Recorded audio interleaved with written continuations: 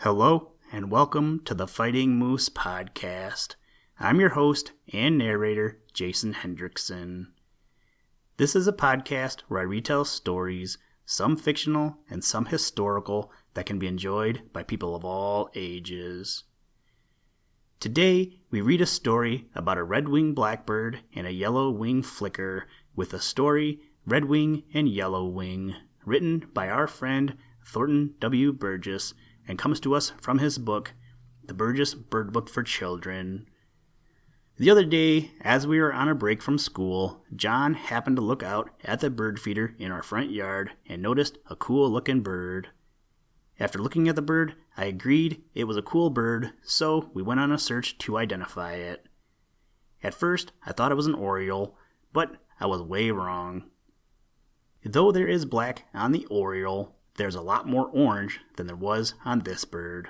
So I pulled out a book that my grandmother gave me a few years ago titled North American Birds, or something like that, and as I flipped through the pages, there it was, the Redwing Blackbird. After I had identified the bird, I looked out the window again, and there he was, sitting on the ground eating some seeds that had fallen there. So of course, I went in search of a story about the Redwing Blackbird, and I found this one. In addition to listening about Redwing the Blackbird, we meet Yellow Wing the Flicker.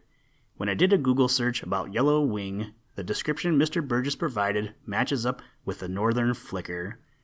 I have included links to websites about both of these birds in the show notes, and these websites were published by Cornell University. Also, I am happy to announce that I have started a blog to go along with the podcast. With the blog, I plan on adding more information about topics that go with each individual podcast, like in today's case, as well as sharing articles that may be of interest to you. You will probably also get a glimpse into the adventures that we take, as I will more than likely include pictures of these adventures. I think that pretty much covers everything for today's podcast. I think we have spent enough time here on the introduction. Now, let's turn to today's story. I hope you enjoy. Let's begin.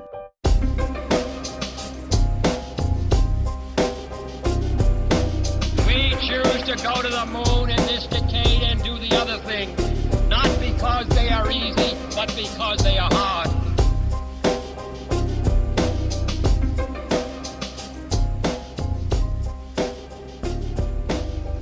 Redwing and Yellow Wing. Peter had come over to the Smiling Pool, especially to pay his respects to Redwing the Blackbird, so as soon as he could, without being impolite, he left Mrs. Teeter sitting on her eggs, and Teeter himself bobbing and bowing in the friendliest way, and hurried over to where the bulrushes grow.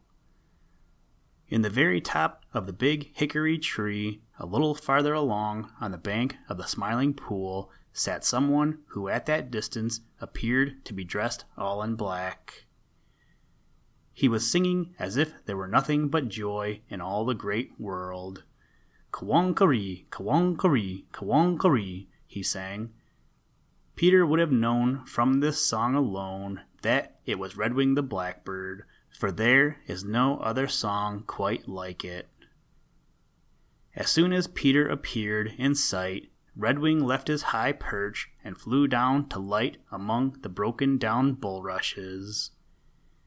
As he flew, Peter saw the beautiful red patch on the bend of each wing, from which Redwing gets his name.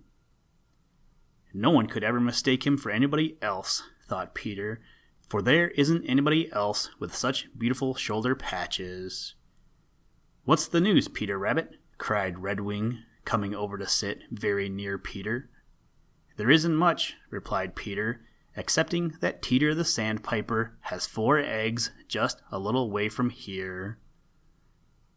Redwing chuckled. "That is no news, Peter," said he. "Do you suppose that I live neighbor to Teeter and don't know where his nest is and all about his affairs? There isn't much going on around the Smiling Pool that I don't know, I can tell you that." Peter looked a little disappointed, because there's nothing he likes better than to be the bearer of news. "I suppose," said he politely, "that you will be building a nest pretty soon yourself, Redwing." Redwing chuckled softly. It was a happy, contented sort of chuckle. "No, Peter," said he, "I am not going to build a nest." "What?" exclaimed Peter, and his 2 long ears stood straight up with astonishment. "No," replied Redwing, still chuckling, "I'm not going to build a nest, and if you want to know a little secret, we have 4 as pretty eggs as ever were laid." Peter fairly bubbled over with interest and curiosity. "How splendid!" he cried. "Where's your nest, Redwing?" "I would just love to see it. I suppose it is because she is sitting on those eggs that I haven't seen Mrs. Redwing. It was very stupid of me not to guess that folks who came as early as you do would be among the first to build a home. Where is it, Redwing? Do tell me." Redwing's eyes twinkled. "A secret which is known by 3, full soon will not a secret be," said he. "It isn't that I don't trust you, Peter. I know that you wouldn't intentionally let my secret slip out, but you might do it by accident. What you don't know, you can't tell." "That's right, Redwing. I am glad you have so much sense," said another voice, and Mrs. Redwing alighted very near to Redwing. Peter couldn't help thinking that Old Mother Nature had been very unfair indeed in dressing Mrs. Redwing. She was, if anything, a little bit smaller than her handsome husband, and such a plain, not to say homely, little body that it was hard work to realize that she was a blackbird at all. In the first place, she wasn't black. She was dressed all over in grayish-brown, with streaks of darker brown which in places were almost black. She wore no bright-colored shoulder patches. In fact, there wasn't a bright feather on her anywhere. Peter wanted to ask why it was that she was so plainly dressed, but he was too polite and decided to wait until he could see Jenny Wren. She would be sure to know. Instead, he exclaimed, "How do you do, Mrs. Redwing? I'm ever so glad to see you. I was wondering where you were. Where did you come from?" "Straight from my home," replied Mrs. Redwing demurely.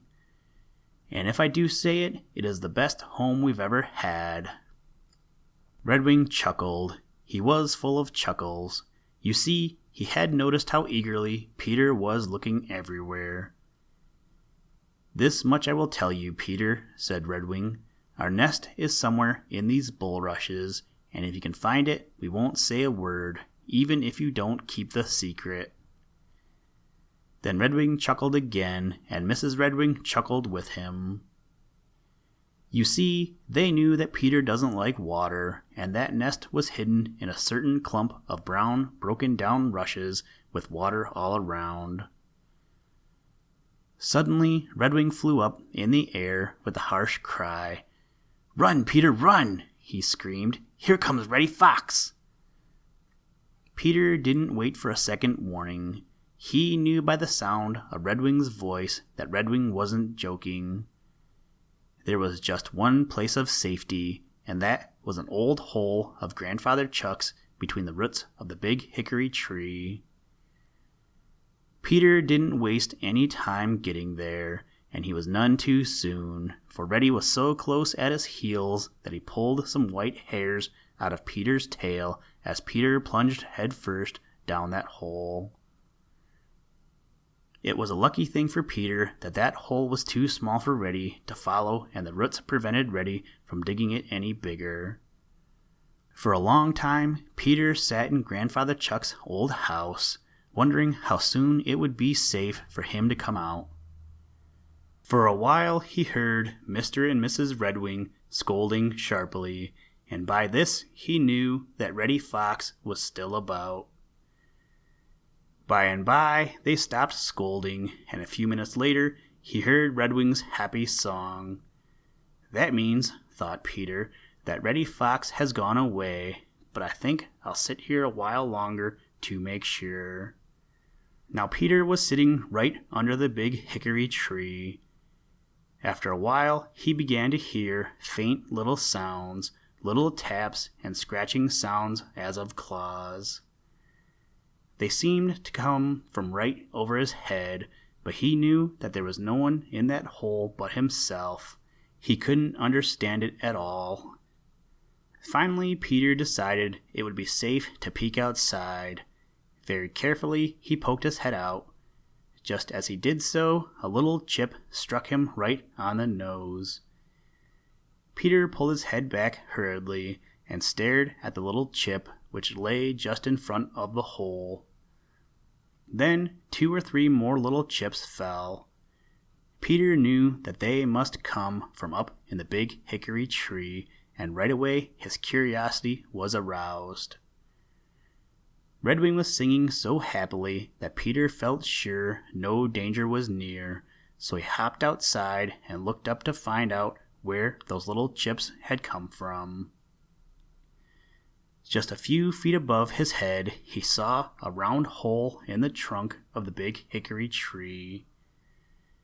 While he was looking at it, a head with a long, stout bill was thrust out, and in that bill were 2 or 3 little chips.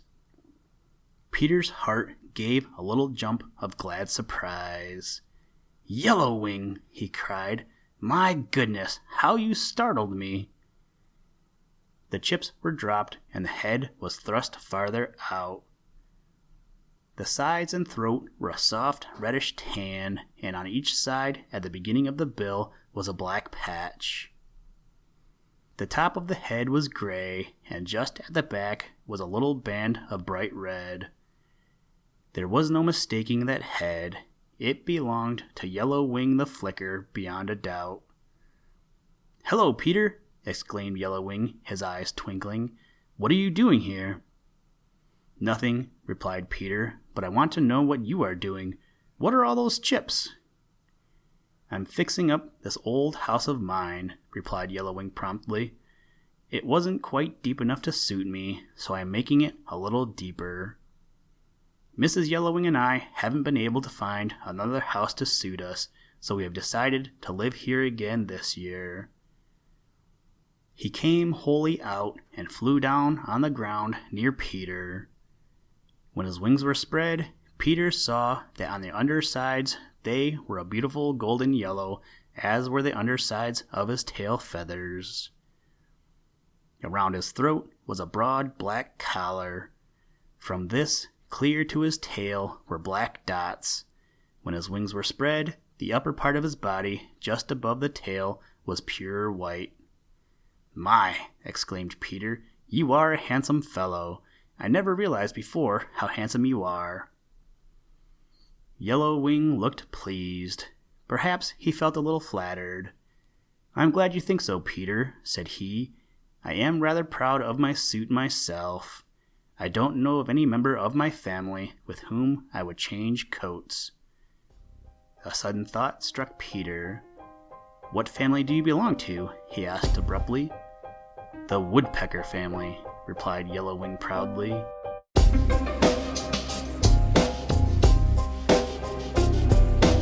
That's one small step for man, one giant leap for mankind.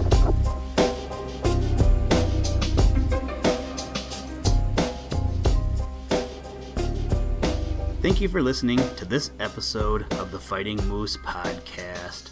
Please join us next time as we read another exciting story.